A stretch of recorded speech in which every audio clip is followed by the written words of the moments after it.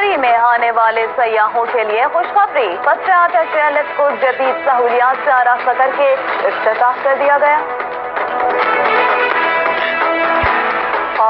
مری سے یہاں شامل کریں گے عثمان علی کی رپورٹ۔ آپ کو بتائیں کہ سیاحتی مقام نیو مری میں پترا چیئرلفٹ کو اپ گریڈیشن کے بعد سیاحوں کے لیے کھول دیا گیا ہے۔ وفاقی وزیر پیٹرولیم اور قدرتی وسائل شاہد خاقان عباسی اور پنجاب کے وزیر محنت اور افرادی قوت راجہ اشفاق سرور نے چیئرلفٹ کا افتتاح کیا۔